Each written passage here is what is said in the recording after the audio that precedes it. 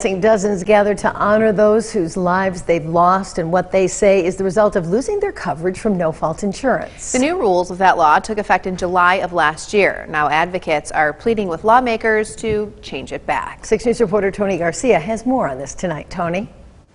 Yeah, Sherry and Lauren, there were tears, songs, memories, and pleas as widows, caretakers, and faith leaders were among those who gathered today, all speaking for someone who has lost coverage. They asked lawmakers to check their moral conscience and help families get their insurance protection back.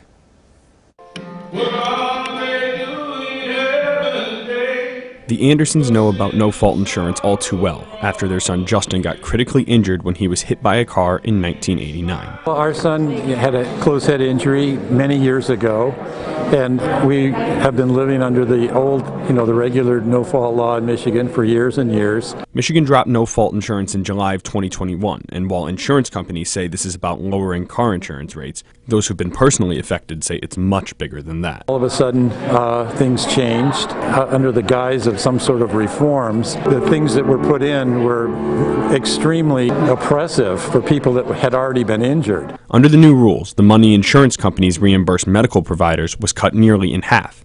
In-home care took an even bigger hit than that. Justin's parents are now his full-time caretakers. If you're a quadriplegic, you need care 24/7. It's limited to 56 hours a week, so who takes care of you the rest of the time?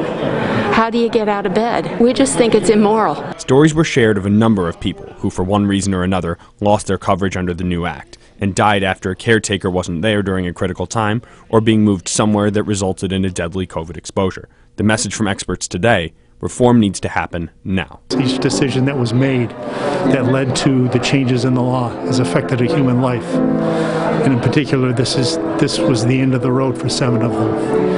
And enough is enough.